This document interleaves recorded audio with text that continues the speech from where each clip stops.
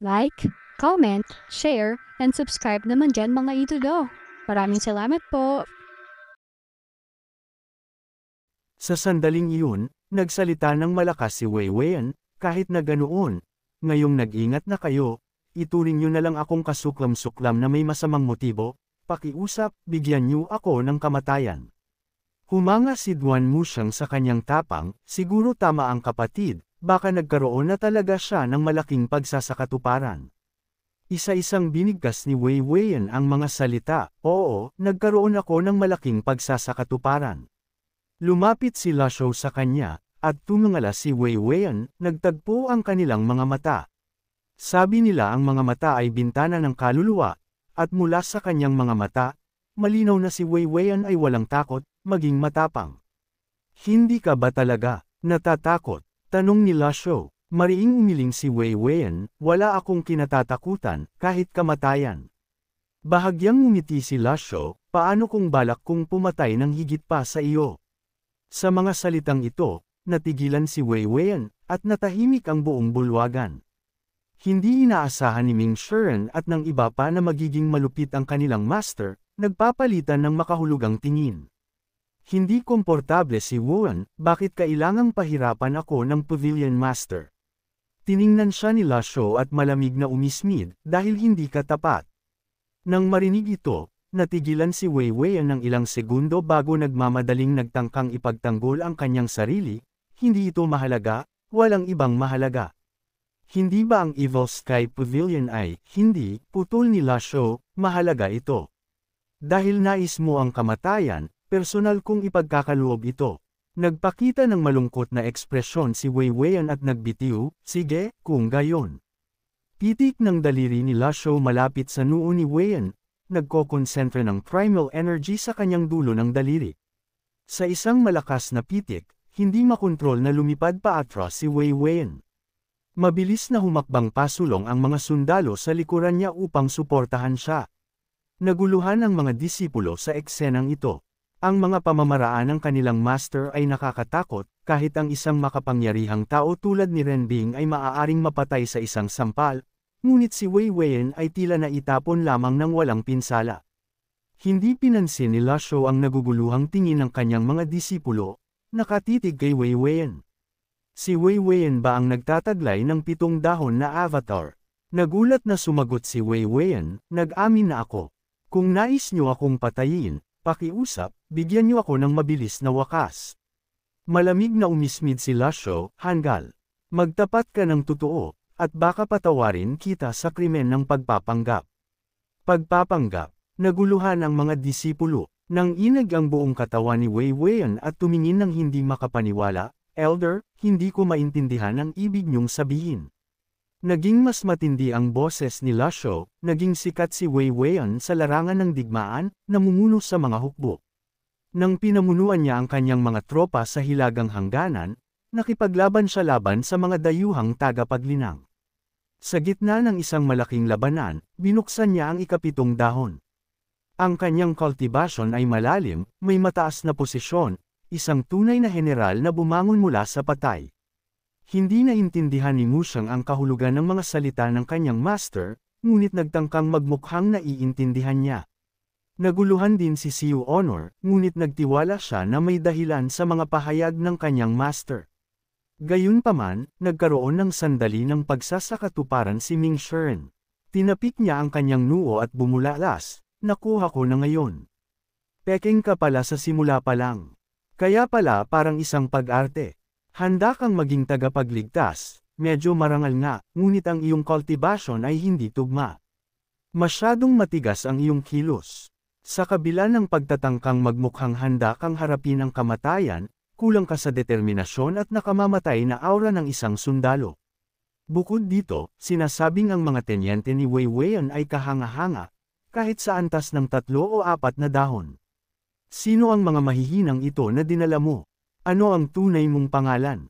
Kambal ka ba ni Weiweian?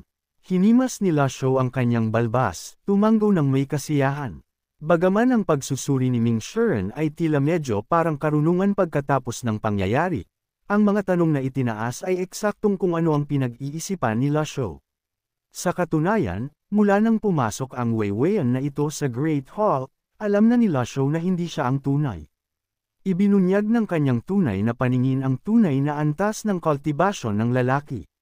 Nang makita ang pagkurap ng kanyang master, naintindihan ni Ming Shiren na siya ay dapat magpatuloy sa pagpilit. Alam na namin na impostor ka. Anuman ang iyong mga dahilan sa pagkuha ng lugar ni Weian, hindi patatawarin ng Evil Sky Pavilion ang tunay na Weian. Namamatay ka ng walang saysay. Ano ang iyong pangalan? Magbitiw ka, ibunyag mo ang iyong tunay na pagkakakilanlan. Ibinunyag niya ang kanyang tunay na pagkakakilanlan, Weiron. Naguluhan si Ming Shiren, kaya kambal kayo. May mabigat na boses na sumagot si Weiron, pinsan ko si Weiwen. Umiling si Ming Shiren, tila walang masabi. Parang magkapatid na rin iyon. Talagang nagawa niyang ipadala ka upang mamatay sa kanyang lugar.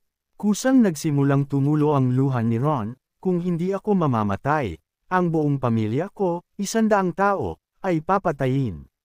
Nang marinig ang buong kwento, naintindihan ni Ming Shiren ang malupit na taktika. Isang malupit na hakbang nga. May kakayahan si Weiweian para maging commander ng mga hukbo.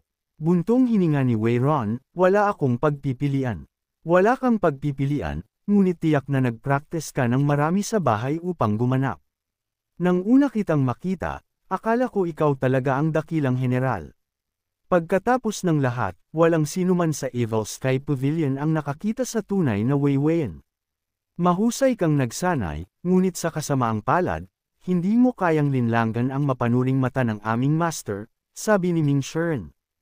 Nagmamadaling nagdagdag si Duan Muxiang na gustong humanga, Master, totoo man siya o peke, hayaan niyo akong tapusin silang lahat. Pagkatapos, maaari tayong magpadala ng mensahe sa tunay na Weiweian upang sumuko. Hindi siya pinansin ni Lasho at dahan daw ang lumapit sa nawalan ng pag-asang si Weiron, binibigyan ko kayo at ang inyong pamilya ng pagkakataong mabuhay. Mula ngayon, kayo ang tunay na Weiweian. Natigilan si Weiron, anong ibig niyong sabihin? Paliwanag ni Ming Shiren ng may ngiti, ang ideya ng master ay napakatalino. Kung tutuusin, namumuno si Weiweian sa mga hukbo. Ang kanyang kamatayan ay tiyak na magdudulot ng kaguluhan. Mas mabuting palitan mo siya at magpatuloy bilang Weiweian. Ito ay paggamit ng estratehiya ng kaaway laban sa kanila. Ano ang masasabi mo? Kung ayaw mo, maaari kang pumili ng kamatayan, ngunit ang iyong pamilya at ang iyong pinsan na si Weiweian ay mamamatay pa rin. Ang salita ng master ang huling utos, walang puwang para sa negosasyon. Nag-aatubiling tumanggo si Weiron, tinatanggap ang kasunduan. Alam niyang ang kaligtasan ay hindi nag-iwan sa kanya ng maraming pagpipilian. Kahit na alam ng mga nasa palasyo na siya ay isang impostor, mangangahas ba silang ibunyag siya? Naiintindihan ng mga nasa posisyon ng kapangyarihan sa loob ng dakilang apoy ang kahalagahan ng pagpapanatili ng katatagan. Nang marinig ito, iwinagayway ni Lasho ang kanyang kamay ng may pagwawalang bahala, dalhin sila. Hanggang hindi patay ang tunay na Weiweian, huwag silang hayaang umalis. Tumanggo si Duan Muxiang at inilabas si Weiron sa Grand Hall. Sa sandaling iyon, nagmamadaling pumasok si Shu, Master, may pagbabago kay Sister Chanan. Hindi ko maintindihan. Ang kanyang energy center at energy sea ay nawasak, ngunit nakakayanin pa rin niyang sumipsip ng vital energy. Kakaiba ito at humihingi ako ng inyong paghuhusga. Agad na pinangunahan ni Lasho ang grupo palabas ng Grand Hall, mabilis na nakarating sa Southern Pavilion. Pagpasok nila sa silid, naramdaman nila ang agos ng vital energy. Pagtingin nila sa itaas, nakita nila si Yaning na lumulutang sa gitna ng hangin, dahan-daang sumisipsip ng nakapaligid na vital energy. Ang kanyang balat at mga katangian ay unti-unting gumagaling din. Hindi makapaniwala si Siu Honor, habang nanatiling kalmado si Lasho, naiintindihan na ito ay katangian ng white citizens. Ang Golden Court Mountain, bilang isa sa 72 pinagpalang lupain, ay may natural na geographical na kalamangan at masaganang vital energy. Dahil protektado ng mga hadlang at hindi gaanong napinsala, ang Golden Court Mountain ay isang mahusay na lugar para sa cultivation. Ang vital energy ay mas mabilis na nagtitipon. Naguguluhang nagtanong si Siu Honor, Master, ano ang nangyayari? Ipinaliwanag ni Ming Shiren, malamang na ito ay isa sa mga katangian ng white citizens. Hindi ba mamamatay si Sister Chenin? Nag-aalalang tanong ni Siu Honor. Umiling si Lasho, malamang hindi. Hindi nagtagal, tumigil si Yaning sa pagsipsip ng vital energy at dahan-daang bumaba pabalik sa lupa.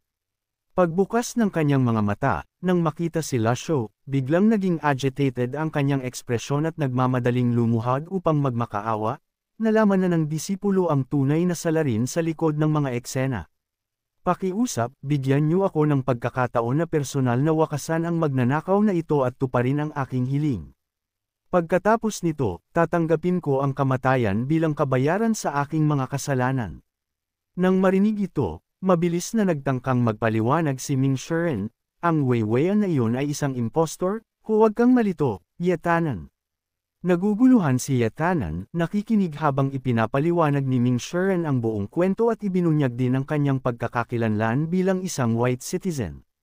Ngunit bago niya matapos, pinutol siya ni Lasho sa pamamagitan ng pagtaas ng kanyang kamay. Yetanan, tinatanong kita, alam mo ba ang tungkol sa pagsulat ng dilaw, writing the yellow? Nagpakita ng pagkalito si Yetanan, mag-isip kang mabuti bago sumagot. Nang marinig ito, malalim na nag-isip si Yetanan, ngunit kahit gaano niya subukan, hindi niya maalala ang anumang alaala tungkol sa pagsulat ng dilaw. Umamin siya, talagang hindi alam ng disipulo kung ano ang pagsulat ng dilaw. Pagkatapos, ginamit ni Lasho ang mata ng katotohanan, Eye of Truth, upang suriin ang kanyang kasalukuyang estado, pangalan, Yetanan. Lahi, white citizen. Cultivation, ng Divinity Tribulation Realm, nagpapagaling. Katapatan, hindi pa na-trigger, at ang halaga ng puot ay na-reset. Tila ang katapatan ay lilito lamang pagkatapos ng muling pagtanggap upang makalaya mula sa isang kakon at maging isang paru-paro o upang maghabi ng isang kakon sa paligid ng sarili. Huwag na lang, umiling si Lasho, nagpapahiwatig na kahit ang mga white citizens mismo ay hindi alam ang tungkol sa pagsulat ng dilaw. Marahil ay hindi ito umiiral. Bukod dito, ang pang-akit ng pagsulat ng dilaw ay baliwala sa kanya ngayon. Sa reversal card, theoretical na maaari siyang mabuhay magpakailanman, kaya ano ang gamit ng pagsulat ng dilaw sa kanya? Hindi sumunod si Ming Shiren sa iba, ngunit nanatili, mitigang ipinapaliwanag ang mga kamakailang pangyayari kay Yetanan, kabilang ang white citizen riding the yellow, ang mga insidente mula sa Fish Dragon Village hanggang sa Ten Sorcerers. Nakinig si Yetanan, nagulat at nag-iisip. Gayunpaman, lubos akong nagpapasalamat sa kabaitan ng ikaapat na nakatatandang kapatid. Aking tatandaan ang pabor na ito sa aking puso. Huwag mo akong pasalamatan, dapat nating pasalamatan ang ating master, sagot ni Ming Shiren. Nang marinig ito, unti-unting lumabo ang mga mata ni Yetanan, nakagawa ako ng malalaking pagkakamali. Maaaring hindi ako hayaan ng master na bumalik sa Evil Sky Pavilion ng madali. Bahagyang ngumiti si Ming Shiren at nagbigay katiyakan, huwag kang mag-alala ng hindi kinakailangan. Kung noon, talagang magiging mahirap, ngunit nitong mga nakaraang araw, ang pag-uugali at disposisyon ng ating master ay nagbago ng kaunti. Hanggat maayos ang iyong pag-uugali, ang pagbabalik sa Evil Sky Pavilion ay hindi dapat maging problema. Bukod dito, kulang talaga ang Evil Sky Pavilion sa mga tauhan. Nang marinig ito, maingat na nagtanong si Yetanan, ikaapat na nakatatandang kapatid, seryoso ka ba? Tumawa si Ming Shiren at sumagot, syempre seryoso ako. Ipinagkaloob sa akin ng master ang separation hook, dahil lang doon, hindi ako mangangahas na magsalita ng masama tungkol sa kanya. Itigil mo ang pagtingin sa akin ng ganyan, hindi ako baliw. Samantala, pagkatapos umalis sa Southern Pavilion, si Lasho, kasama si Siu Honor, ay nagtungo sa Northern Pavilion. Tiningnan niya ang mga gawain sa interface ng system, na karamihan ay kinasasangkutan ng pagsasanay sa kanyang mga disipulo at ang hindi alam na gawain ng pagpapaamin kay Weiron sa kanyang mga krimen.